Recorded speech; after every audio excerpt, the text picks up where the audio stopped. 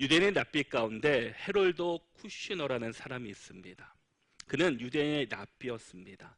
근데 그가 1981년에 출간된 책의 제목이 이렇습니다. 왜 착한 사람에게 나쁜 일이 일어날까? 왜 착한 사람에게 나쁜 일이 일어날까라는 책을 출간하였습니다. 그가 이 책을 쓴 이유는 그에게 일어난 비극적인 사건 때문입니다. 그는 그의 아들 아론이라는 그 아들이 있었습니다. 그런데 그에게는 질병이 하나 있었습니다.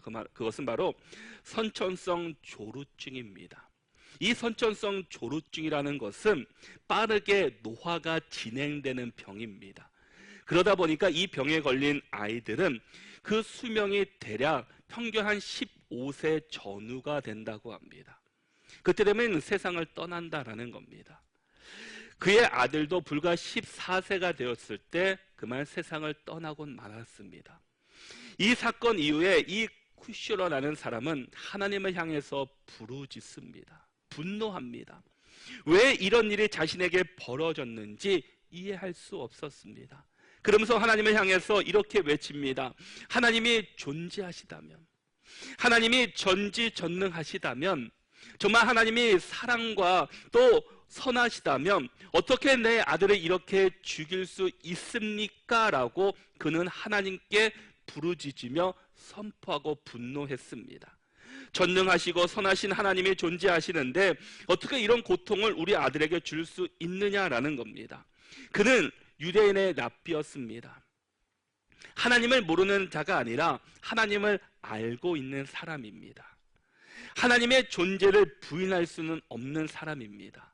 그래서 그가 포기한 이 명제 하나가 있습니다. 하나님을 향해서 모든 이름 가운데 하나님은 전지전능하신 분이라 이것을 포기하게 됩니다. 하나님은 전지전능하신 분이 아니다라는 겁니다. 다시 말해서 하나님은 사랑이 많고 공의로우시지만 모든 악과 고통을 제거할 만큼 전능하신 분은 아니다라고 자신은 그렇게 하나님을 평가하고 생각했습니다. 이 고통은 하나님이 주신 것이 아니다. 나의 악행을 벌하는 것도 아니고 그저 하나님은 나의 이 고통을 아파하시며 함께 하신다라는 그 생각이 이 쿠시너나의 결론이었습니다. 그는 고되고 매운 그의 인생을 이렇게 해석하여 한 획을 긋습니다. 그리고 많은 이들이 그의 결론에 열광하고 위로를 받았다라는 겁니다. 우리도 이 글을 통해서 많은 생각을 하게 됩니다. 나는 과연 이 쿠시러라는 사람의 이 결론에 나도 모르게 동의하고 있지는 않은가? 나도 왜 이렇게 착한 사람들에게 하나님께서 이렇게 실패를 경험하고 고통을 주시는가라는 이 질문을 우리가 하고 있지는 않았는가? 우리는 우리의 모습을 다시 한번 점검해 보아야 합니다. 하나님이 살아계시다는데 나를 이렇게 왜 어렵게 하는가? 왜 고통 가운데 놔두시는가? 과연 하나님이 나와 함께 하시는 것인가? 성경은 하나님이 나와 늘 항상 함께 하신다고 하셨는데 나의 삶을 보면은 전혀 그것과 별개로 살아가는 나의 모습을 우리가 발견한다라는 겁니다. 그것은 우리가 하나님에 대해서 오해하고 있기 때문입니다. 하나님을 잘 믿고 하나님이 나와 함께 하시면 모든 길에 장애물이 없고 그냥 고속도로를 뻥 뚫리는 것처럼 그 시온의 대로처럼 우리가 가야 된다라고 생각합니다. 실패 없이 고통 없이 모든 것이 잘 되어야 된다고 생각하는 것이 우리들의 잘못된 생각이다라는 겁니다. 하나님은 그런 하나님이 아니시다라는 겁니다. 우리는 우리와 함께 하시는 하나님, 우리와 늘 동행하시는 그 하나님을 다시 한번 또 돌아보며 기억할 수 있기를 바랍니다. 우리가 아무리 많은 사람들이 이런 생각을 품고 있다 할지라도 우리 하나님은 전지전능하신 하나님이십니다. 사랑이 많으시고 선하신 하나님이십니다. 이 고백 앞에 우리가 아멘으로 선포하고 그 고백 가운데 우리가 살아가야 될 줄 믿습니다. 오늘 본문은 바로 요셉이라는 사람입니다. 요셉이 당한 여러 가지 고난의 시간들을 통해서 어떻게 그를 인도하셨는가, 그리고 어떻게 형제들을 사랑과 용서로 품어주었는지 우리가 이 말씀을 통해 함께 보면서 우리도 요셉과 같은 이런 마음, 이런 믿음을 가질 수 있는 저와 여러분들이 될 수 있기를 바랍니다. 여러분, 요셉은 참 파란만장한 삶을 살았습니다. 고통스러운 삶을 살았습니다.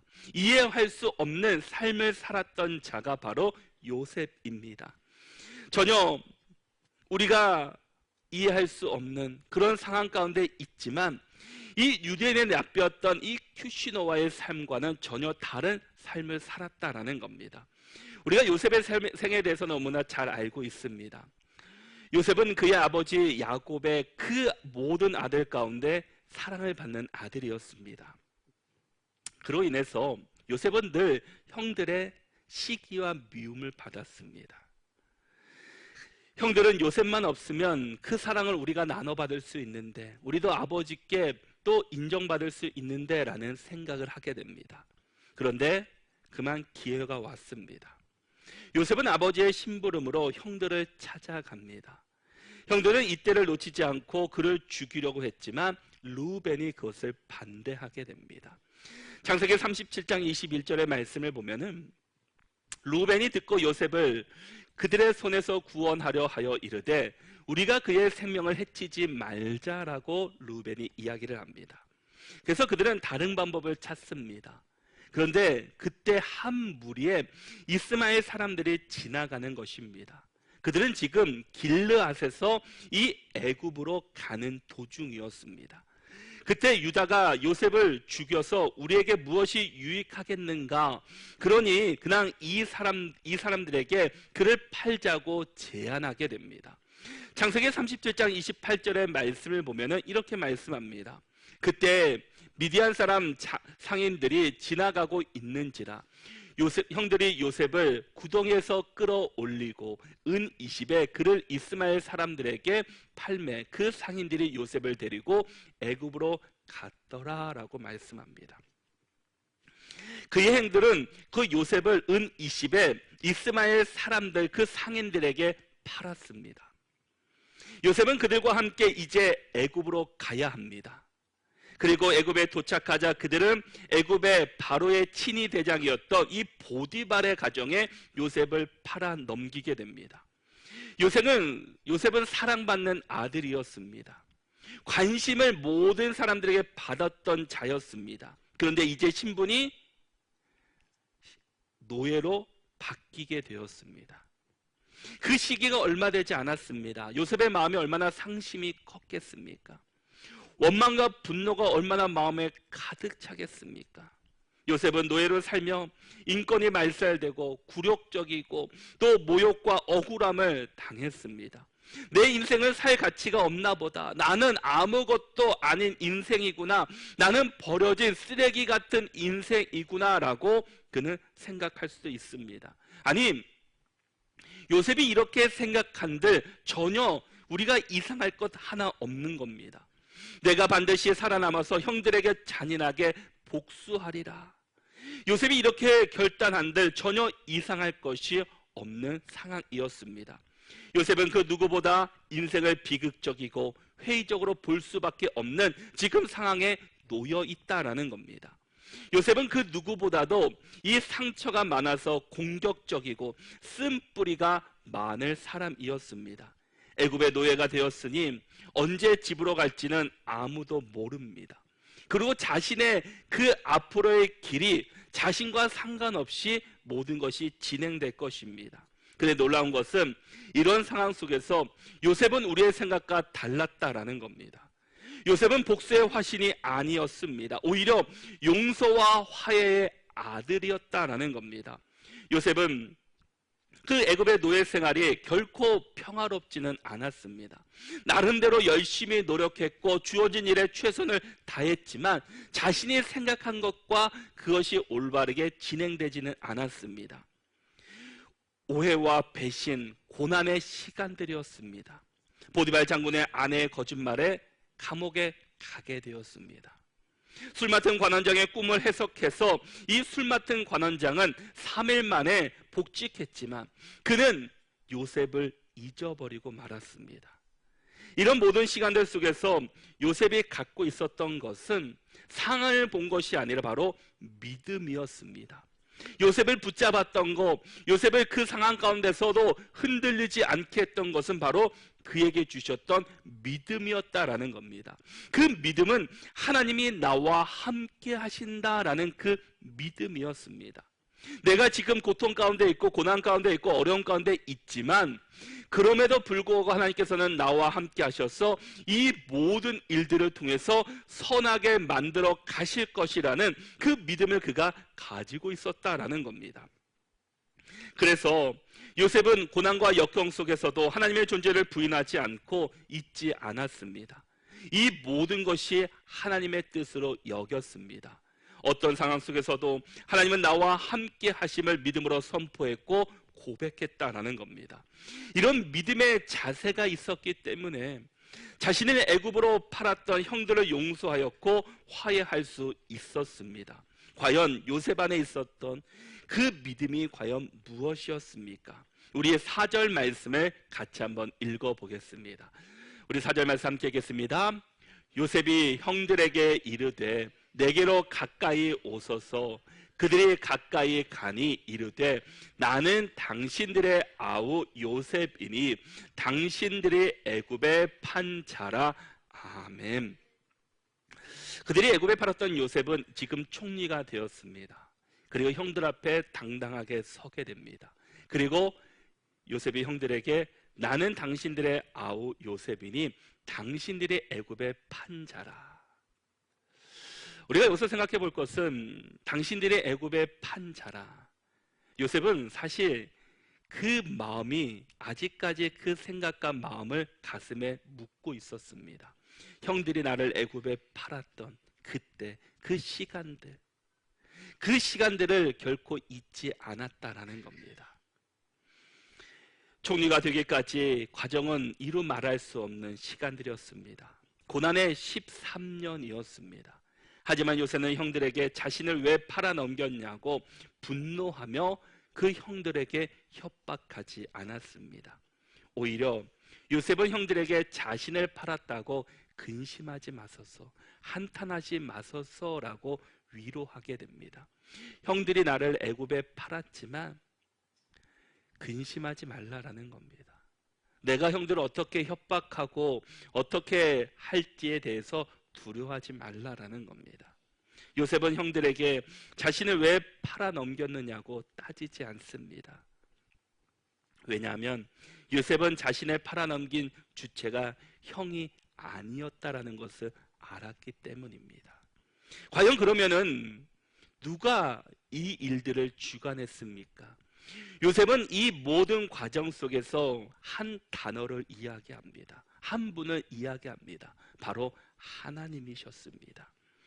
본문에서 그는 5번이나 하나님이라고 선포하고 있습니다. 5절과 7절, 8절과 9절의 말씀을 보면은 여기서 계속해서 등장하는 단어가 있습니다. 하나님이 나를 이곳에 보내셨다라는 겁니다. 형들이 나를 애굽에 팔아넘겼지만 그 모든 일들을 주관하신 분은 형들이 아니라 하나님이셨다라는 겁니다. 그러기에 그 역경과 고난 속에서도 이 요셉은 이겨낼 수 있었고 믿음으로 그 길을 걸어갈 수 있게 됩니다. 여러분, 사람들의 말에는 자신들의 의도치 않는 그 자신들의 생각과 사상들이 그 안에 담겨져 있습니다. 그러니까 사람과의 대화를 하다 보면은 그 사람이 갖고 있는 생각들, 또 중심들, 그가 그 추구하는 그 삶들이 또 생각들이 무엇인지를 알게 모르게 그 말 속에서 나타난다라는 겁니다. 나를 만난 의도, 또 나와 함께하고 싶은 이유들을 나도 모르는 사이에 그곳에서 나타나고 있는 것을 보게 됩니다. 그런데 요셉이 계속해서 말하고 있는 것은 무엇이었습니까? 원망과 불평이 아닙니다. 형들은 왜 나를 팔았을까? 왜 나를 이렇게 고난 가운데 넣었을까? 라는 것이 아니라 하나님이 하셨다라는 겁니다. 하나님께서 하셨고 하나님께서 인도하셨고 하나님께서 주도하신 사건이다라는 것을 그는 고백하고 있습니다.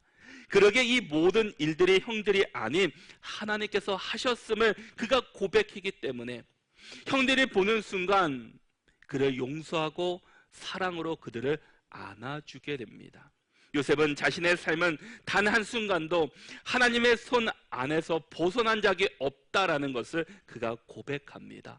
모든 순간을 하나님이 인도하셨고, 애굽에 팔아서 노예가 된 것도, 감옥에 갇힌 것도, 내가 총리가 된 것도, 그 모든 것이 내 주도와 내 능력으로 된 것이 아니라 하나님이 하셨습니다라고 그는 고백하고 다짐하게 됩니다.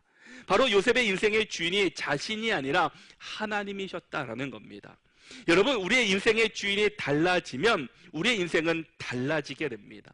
우리의 인생의 주어가 세상적인 것이 아니라 권력과 명예와 물질과 세상, 자녀와 가정이 아니라 하나님이 될 때, 하나님이실 때 그 가정이 변화되고, 그 회사가 변화되고, 직장이 변화되고, 우리의 교회와 나라가 변화된다라는 겁니다.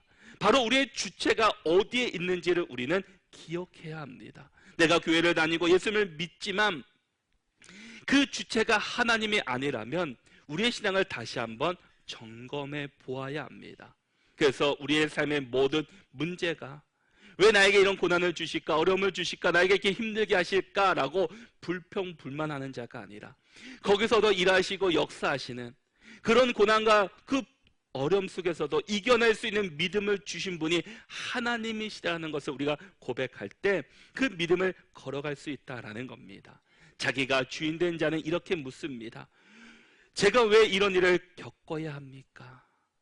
중심이 자신에게 있으면 늘 이런 질문을 하게 됩니다. 그러나 하나님이 주인인 사람의 이런 질문은 하나님의 목적을 위해 이 고난과 상황이 어떻게 사용되기를 원하십니까? 라고 우리는 묻게 된다라는 겁니다. 여러분, 고난이 왔다고 해서 그 고난이 무조건 잘못된 것은 아닙니다. 이 고난을 통해서 하나님께서는 우리를 다시금 일으켜 세우시고 더 멀리 갈 수 있도록 인도해 주시는 길이십니다. 그러게 우리가 고난 가운데 있다고 해서 불평하고 원망하는 자가 아니라 하나님이 어디 있습니까? 하나님 없지요? 하나님 나와 함께 하지 않지요? 라고 내가 하나님을 따지는 자가 아니라 주님, 이런 상황 속에서 우리에게 믿음을 주셔서 내가 잘 믿음으로 이겨나갈 수 있도록, 또 이것을 통해서 많은 사람들에게 복음을 증거하고 많은 사람들의 간증을 할 수 있는 사람들이 될 수 있게 해달라고 이렇게 말할 때 바로 하나님께서 주시는 그 고난 가운데 일하고 계시는 하나님을 발견할 수 있게 될 것입니다. 여러분, 고난의 원인이 하나님인 경우도 있지만 전부 그런 것은 결코 아닐 것입니다. 이 세상에 존재하는 악은 원수들 때문입니다. 하나님은 요셉의 삶에 이런 일이 일어나도록 허락해 주셨습니다. 분명 형들의 요셉을 그 팔아넘긴 것은 악한 일이었습니다. 그래서 창세기 50장 15절에서도 형들도 자신들의 행동이 악했다라고 인정했습니다. 그들은 우리가 그 요셉에게 행한 모든 악이라고 표현합니다. 그러나 하나님은 그들의 악을 허용하셨습니다. 그 악을 선하게 의도하셨다라는 겁니다. 어떻게 악을 선하게 의도하셨습니까? 5절과 7절의 말씀을 보시려면 하나님께서 그들을 그곳에 요셉을 보내신 것은 다른 것이 아니라 생명을 구원하시기 위해서, 그리고 당신들의 생명을 보존하고 당신들의 후손을 세상에 두시려고 나를 당신들보다 먼저 보내셨다라는 겁니다. 하나님께서 요셉을 애굽에 보내신 것은 분명한 목적과 뜻이 있었다라는 겁니다. 뭐냐? 생명을 구원하시기 위해서, 생명을 이어가기 위해서 이런 일들을 이루어 가셨습니다. 이것이 바로 하나님의 목적이었다라는 겁니다. 이것이 하나님의 큰 그림이었습니다. 요셉은 하나님이 이미 이루신 기쁨 소식이라는 복음 안에서 고난을 해석했다라는 겁니다. 여러분, 우리에게도 이런 관점이 바로 필요합니다. 하나님께서 하나님의 선하신 목적 가운데 이 모든 일들을 허용하셨다라는 관점입니다. 고난을 하나님과 나의 수직적인 관계 안에서 해석하는 것입니다. 우리의 우리의 고난을 세상 속에서 원인을 찾는다면 우리의 인생은 더 근심과 낙심과 좌절 속에서 살아갈 수밖에 없습니다. 고난을 하나님의 목적 안에서 해석하면 아무 의미 없는 인생은 하나도 없기 때문입니다. 하나님은 우리의 그 삶을, 하나님의 뜻을 세우고 그분이 기뻐하시는 것을 이루시는 분이십니다. 하나님은 형들이 요셉에게 팔렸다고 할 때 막지 않으시고 그것을 허용하셨습니다. 그것은 분명한 목적이 있었기 때문입니다. 그것이 하나님의 계획이었기 때문입니다. 그들의 생명을 보존하고 구원하시려는 뜻이 있었기 때문입니다. 요셉의 입장에서는 그 악한 상황은 형들의 의지에 따라 이루어지지 않고 하나님의 통제 안에 이루었다라는 겁니다. 형들의 미움조차도 그 요셉을 애굽으로 총리로 구원자로 이끄는데 사용하셨습니다. 그래서 그 가족이 이제 고센 땅으로 이전해서 그곳에서 함께 살아가면서 그 인구가 번성할 수 있었고 그 인구를 통해서 나중에는 이스라엘 나라가 세워지게 되었다는 겁니다. 이것이 바로 하나님의 뜻이었고 하나님의 계획이셨습니다. 요셉이라는 한 사람이었지만 그 한 사람을 통해서 하나님께서는 이스라엘 모든 그 나라를 만드셨고 또 많은 민족들을 세우셨다라는 겁니다. 바로 하나님께서 하신 일이었음을 우리는 고백하지 않을 수가 없게 됩니다. 이제 요셉은 형들을 만났습니다. 1절과 2절의 말씀을 보시면 요셉이 시종하는 자들 앞에서 그 정을 억제하지 못하여 소리질러 모든 사람을 자기에게서 물러가게 하고 그 형제들에게 자기를 알리니 그때 그와 함께한 다른 사람이 없었더라. 요셉이 큰 소리로 우니 애굽 사람에게 들리며 바로의 궁중에 들리더라 라고 말씀합니다. 여러분, 국률의 반대가 무엇입니까? 저주 혹은 심판입니다. 국률이나 심판을 받아야 마땅한 사람들을 향해서 오히려 사랑을 베푸는 겁니다. 형들은 요셉에게 씻을 수 없는 아픔을 준 사람입니다. 애굽의 판자라 그 마음이 아직까지 요셉 마음 가운데 남겨져 있었습니다. 무엇과도 바꿀 수 없는 13년간의 고통이었고 정말 말할 수 없는 아픔의 시간들이었습니다. 자신이 이렇게 만든 형들을 만났습니다. 그러면 악에 찬 사람들은 보지도 않고 돌려보내거나 감옥에 가두어 놓을 것입니다. 그런데 요셉은 지금 형들에게 자신을 알렸습니다. 그리고 형들을 만난 것에 감격하여 큰 소리로 울게 됩니다. 형들과의 만남을 기뻐하고 있었던 모습을 볼 수 있게 됩니다. 자기를 사지에 몰아넣은 형제들인데 그것이 어떤 결과로 나타났습니까? 14절과 15절의 말씀을 보면 자기 아우 베냐민의 목을 안고 우니 베냐민도 요셉의 목을 안고 우니라. 요셉이 또 형들과 입맞추며 안고 우니 형들이 그제서야 요셉과 말하니라 라고 말씀합니다. 형제들이 요셉을 보는 순간 얼마나 놀랐겠습니까?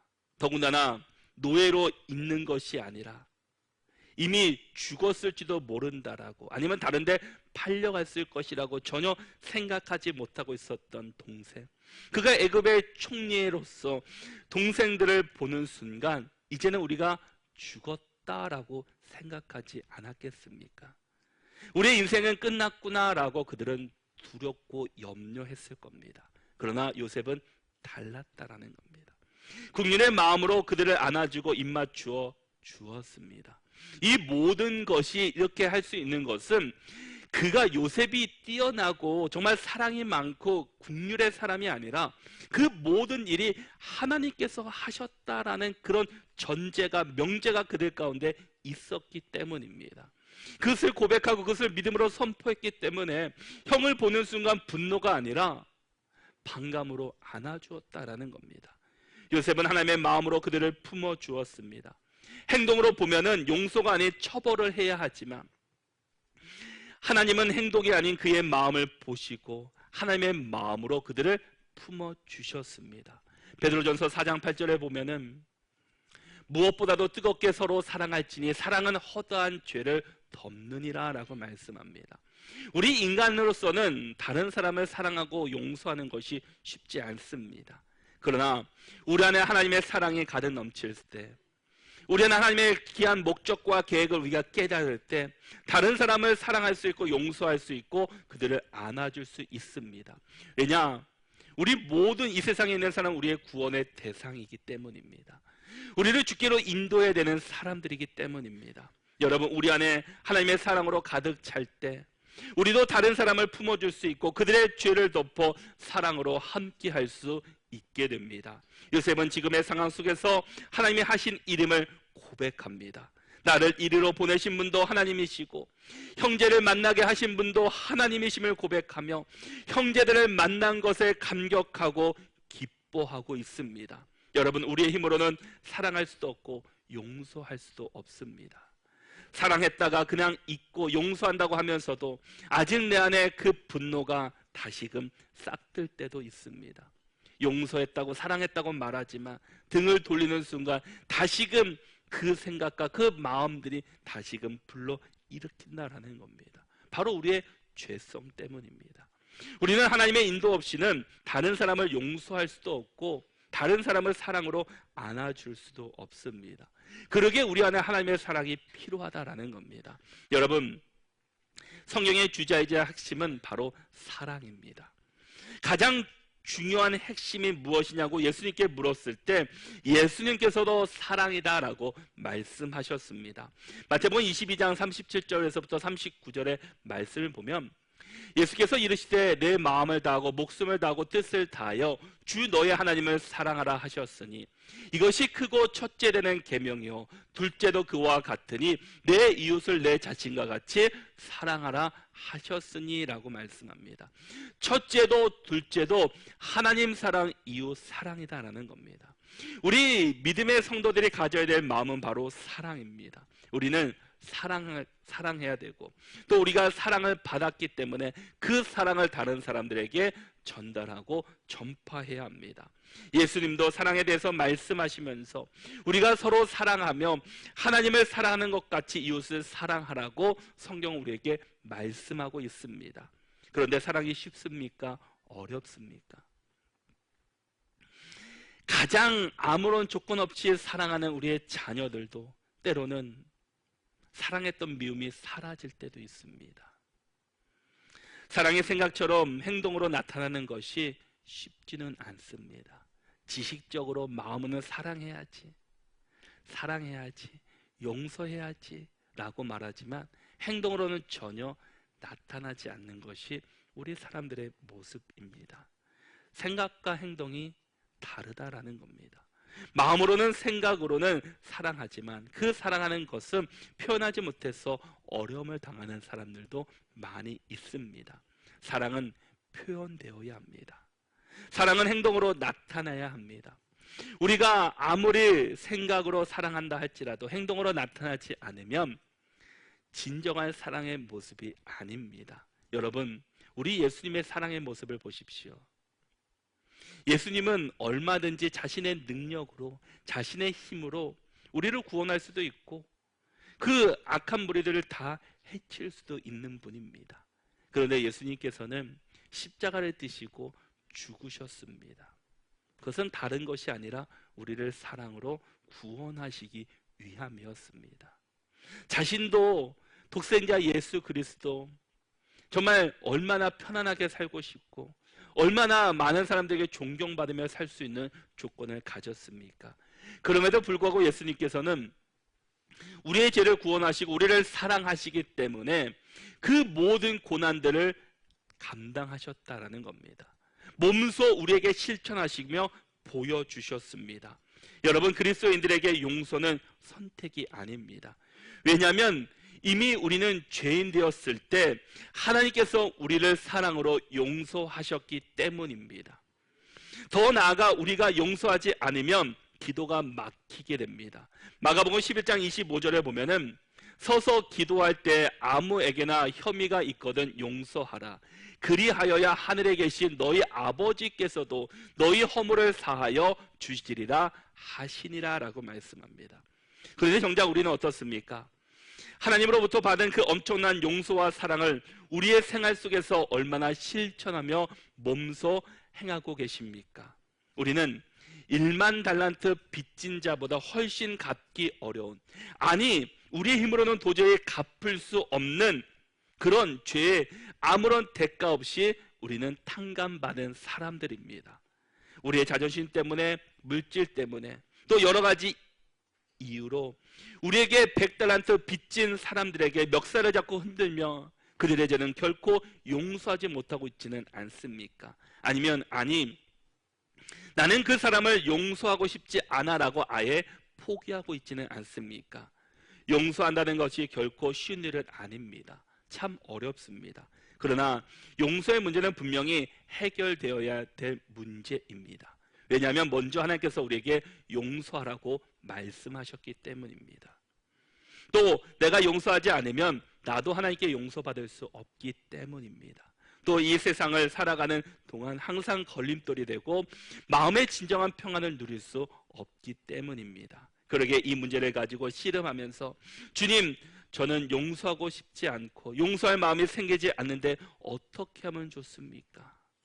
어떻게 해야 합니까? 주님, 나에게 그런 마음을 주시옵소서라고 우리는 계속해서 기도해야 되고 하나님께 계속해서 물어야 합니다. 용서할 수 없는 마음, 사랑할 수 없는 마음, 우리가 용서할 수 있는 마음을 달라고, 사랑할 수 있는 마음을 달라고 기도할 수 있기를 바랍니다. 또 어색하나마 억지로라도 우리가 그것을 실천하는 자들이 되어야 합니다. 우리가 실천할 때 우리가 또한 다른 사람들에게도 행할 수 있고 함께 할 수 있습니다.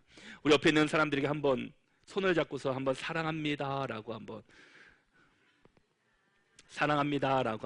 손도 안아주시고, 행동이 필요합니다. 교회 나와서 그냥 목인사만 하는 자가 아니라 정말 사랑으로 함께 사랑합니다 안아주시고 함께 할 수 있는 자들이 될 수 있기를 바랍니다.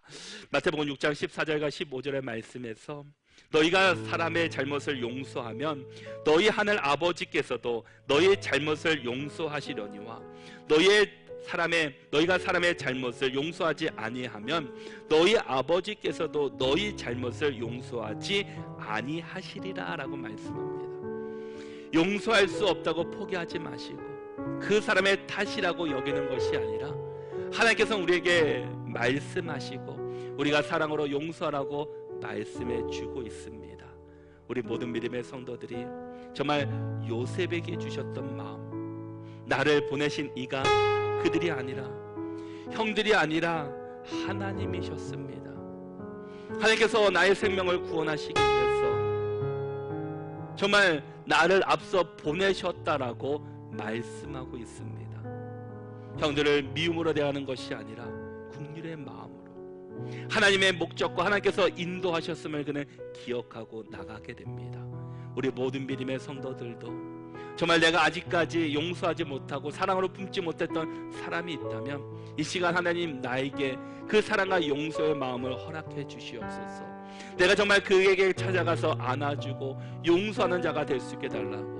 그래서 정말 우리 모두가 하나님으로 인해서 하나님의 마음을 품고 다른 사람을 용서하고 사랑하는 참된 그리스도인으로 살아갈 수 있기를 바랍니다. 그래서 우리 모두가 한 주간도 주님의 사랑을 널리 전파하시고 주의 사랑과 용서를 전하는 저와 여러분들이 다 되시기를 바랍니다.